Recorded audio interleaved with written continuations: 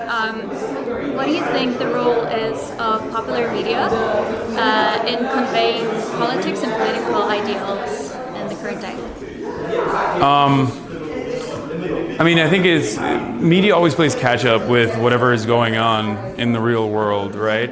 So I don't place a lot of emphasis on like the power that it has to change. I wouldn't say change people's minds because that's kind of what I try to do to the best of my ability. But overall, even from my own personal experience, like when I have seen the most impact is when there are people like Bernie Sanders out there that are communicating these ideas from the largest podium available. And only then do people actually start recognizing the importance of movements such as like leftist politics. So overall, I think political media is important, but it's always going to be downstream to material realities and the things that people experience. Thank you. No problem. Would it be okay if we take a photo together? Yeah.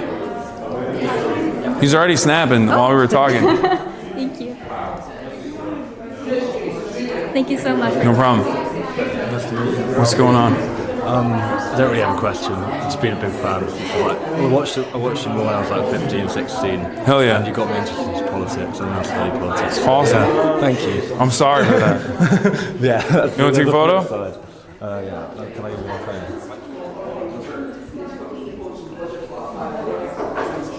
I must get bored of this. No, not at all.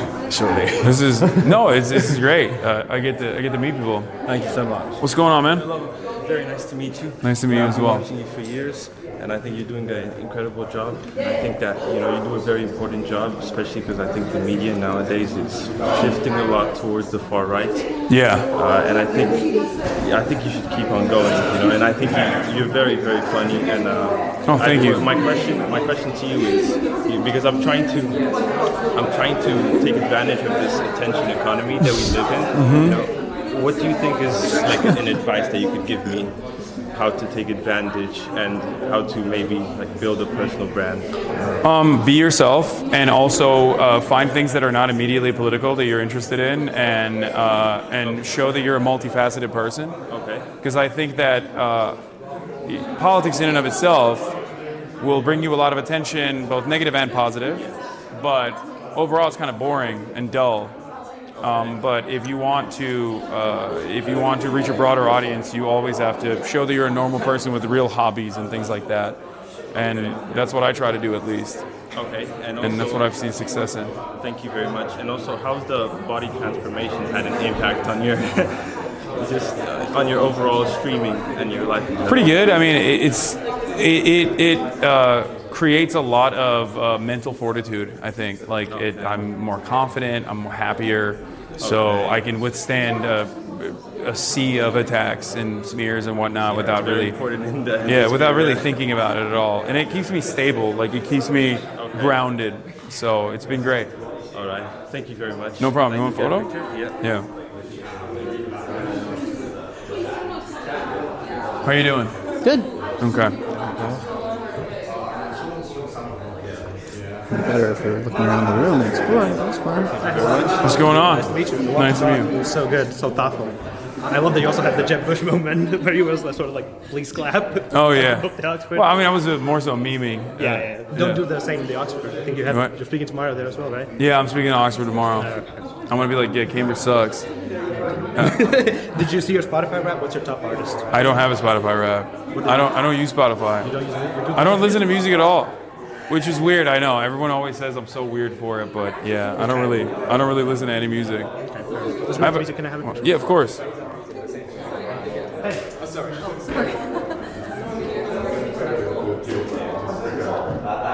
Thanks. Just love the meeting. Nice to meet you. Hi, nice to meet you. What's going on? Nice to meet you, my man. I have nothing of substance to say to you. It's all good. I'm really sorry. I wish I had something. No, you don't have to. I wish I had something interesting to say. So can we just? Yeah, let's do it. Let's do the photo. No, that's cool too.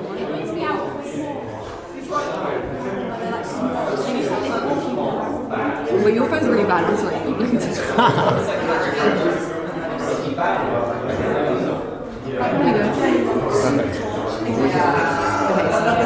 Nice to meet you. I'm Casey. Hi, Casey. Nice to meet you. I don't really have any questions either, except how are you finding Cambridge? Have you ever been? It's beautiful. I've never been.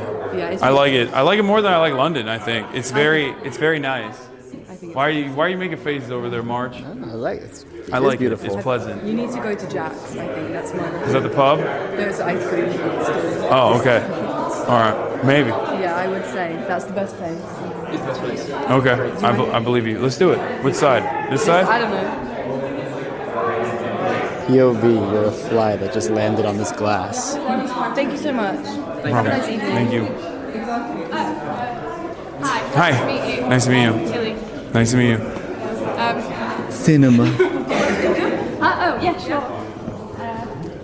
There you go. Sorry for asking that question. I don't know. No, what do you mean? Someone warned me that the comments were evil, so I thought I'd apologize down the lens of the camera, you know? No. It's a perfectly valid question. I think Oh. I was just she was taking photos, so I was trying to pose. No, but yeah, I didn't think anything of it. I think there was way more scathing I mean, you get critiques. evil questions all the time, yeah. Yeah, I do. It's fine. Yeah. It's not a problem. I just was wondering, since you're quite successful, I know you've got some Oh shit, the sweater. but also, insofar as you've organically grown your following, I'm trying to do that, and I was just wondering if you have any advice.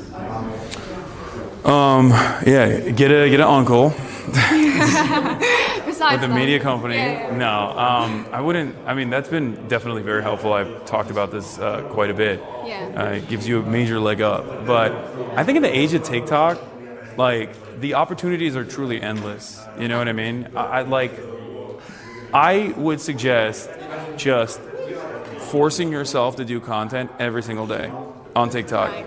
especially because something is going to hit. And once it does, you're going to start developing an audience. You're going to develop a brand. And you just got to keep doing it over and over again after that. And I think being regimented in that regard is probably the most successful way to boost your brand and to become a brand in general. Yeah, well, thanks. No problem. I guess you want pictures? All right. Hi. Nice to meet you. Nice to meet you. I just want to say thank you for being an accessible voice to me. I'm a medic, so I'm not really involved in the whole politics thing. So it's really, I just want to say thank you, basically. Oh, of course. Thank you for watching. No, I'm sorry, I don't have that interesting questions. No, it's all good. Don't worry about it. Debate. You want to? I'm not either. I mean, you don't give that impression, but I know. Everyone always thinks I'm a debate lord. I'm not. Marshall, it's a good thing.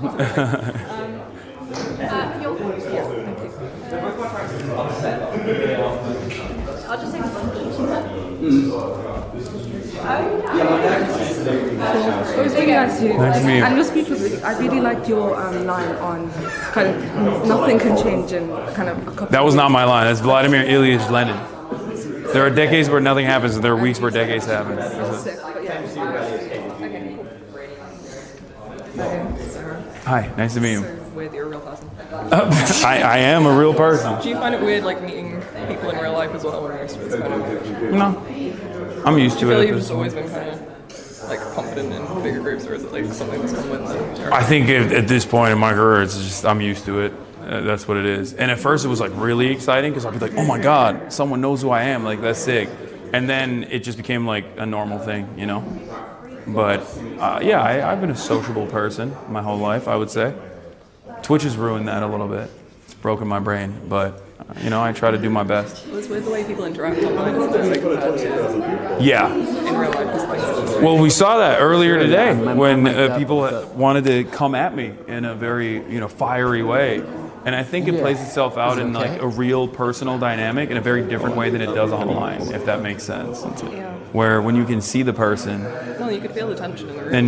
and you can feel the tension in the room, it's a little different. Yeah. I don't think it favors the people with scathing commentary as much as they think it does. Just people kind of know what a normal interaction Yeah, I think people kind of look more hysterical in that situation. Yeah, but it is what it is. You want to take a photo? Yeah. All right, let's do it. Thank you. What's the pose, though? Boom.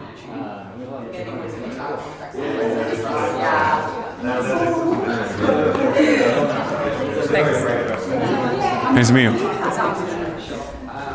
Do you guys all have questions or you want to take photos as well? All right, let's do it. Sorry for questioning you, but I'm sure. What? No, I'm used to it. I guess the thing I was talking a little bit about was, I know you're not a fan of. I'm not a fan of him either. But Richie Torres sent a big letter. But oh god! But in particular, there were some comments in there about sort of dismissing. A lot of people did feel very upset at the time. I remember seeing it about dismissing Wham! October 7th as rape fantasies, rape hallucinations. I mean, the UN has gone checked. Yeah, verified. no. You know what's ironic? You want to know what's ironic about that? Yeah. So that was a 17-second clip that Richie Torres got from a group of people that are like, trying to present this narrative that I am a vicious anti-Semite that is a rape denialist. And what's really interesting about that clip is that I went back because I was like, this doesn't make any sense. And I went back and I looked at the 17-second clip that he put in that. And it was actually from a broader conversation where I was arguing against someone who was denying rapes. And I was like, no, I think that there is a very high likelihood that sexual assaults occurred.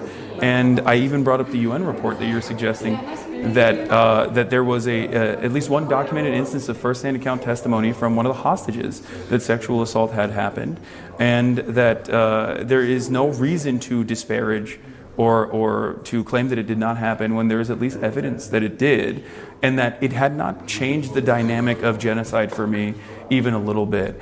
And I think that the way in which you said that to a lot of people sounded very, very dismissive. Especially to people who had relatives who were perhaps murdered or taken away, or had felt that the loss of life on that day. So let me ask you this question. Traumatic for the Jewish community. Let me ask you this question.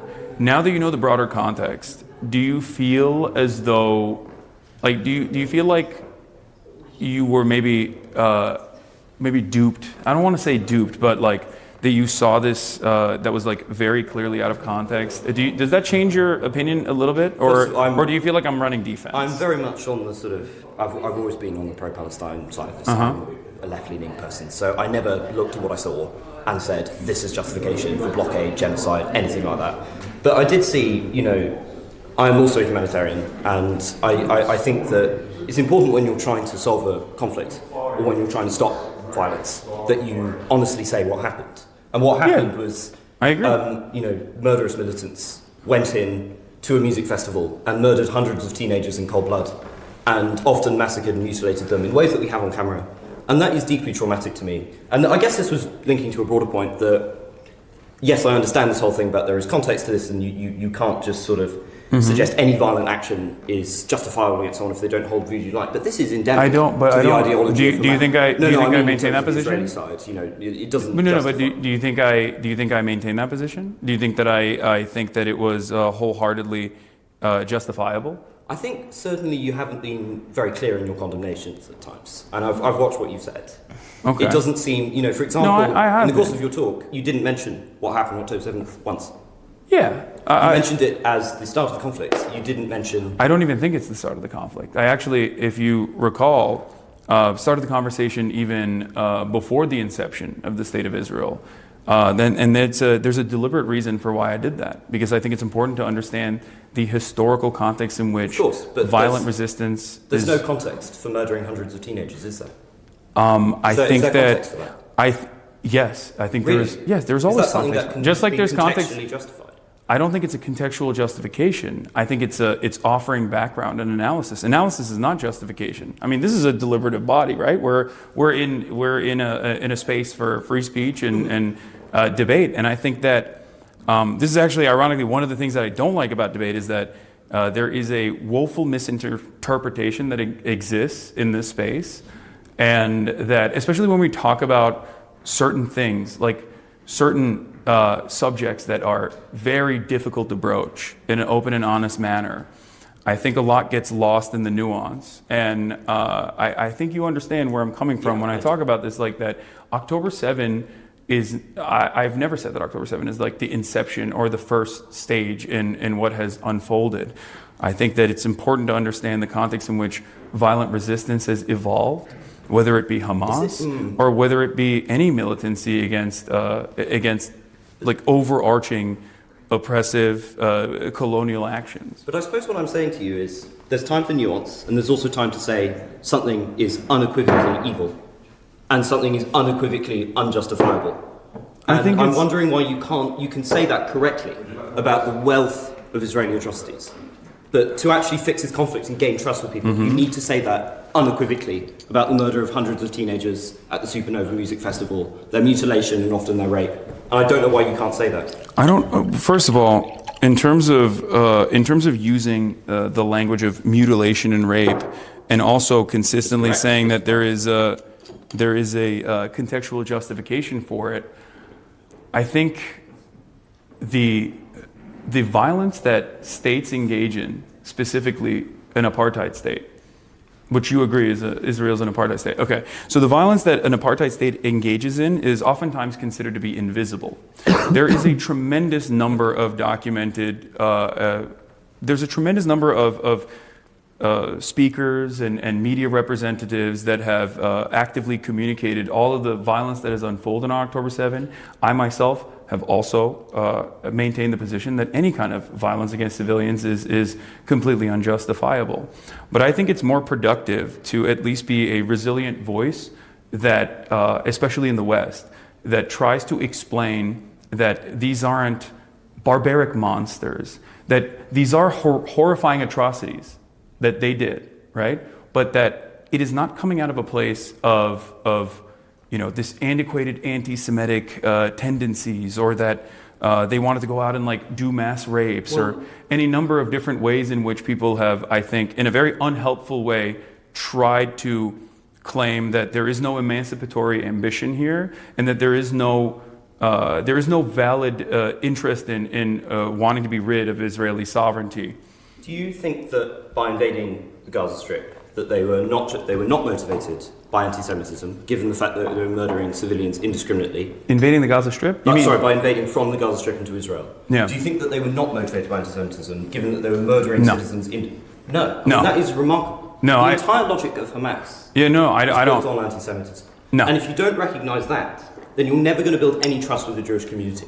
If you have people who are out there and suggesting that your people don't have a right to exist, the slogan of the Houthis, who you so admire, is death to the Jews. I know, and I've been very critical of that as well. Well, I don't know if critical enough not to platform somebody and call him a sexy pirate. That person wasn't I don't know if you're aware of this or not, but that was a 19-year-old Yemeni teenager that was actually not associated with the Ansar Allah movement at all. There is enormous debate about that, and it is highly unlikely he'd be fighting with them if he had no connections to them. And you were not mentioning that in the context of it. He was not fighting with them. There is a lot that gets lost in the translation, and certainly I think a lot of commentary has existed in this space of a conversation that I had 10 months ago, or at this 11 months ago, before the Ansar Allah administration was even designated as an official state-sponsored terrorist organization. Joe Biden had actually taken them out of that classification that Donald Trump had put them in because of the fact that they were moving on, that the Saudi-Iranian normalization had taken place.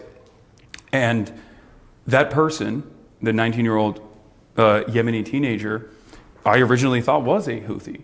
And I'm very open about that. And you were perfectly happy to give him a hang. Oh, absolutely. I think that there is. It would have been a very different conversation. But having said that, if you think that I would have, there were points in that conversation where I asked them directly, "What do you think about Jewish people? What would you say if I were to tell you that there are a lot of Jewish people who are leading anti-Zionist protests in America?" And his answer was very clear. And this is a person that has. If you talked to an IDF soldier and they said, "Oh, I don't hate Palestinians," you would critically engage and examine that. But you do not critically engage and examine with this individual. And instead, you because an IDF IDF soldier in many circumstances is living in similar conditions to someone like myself.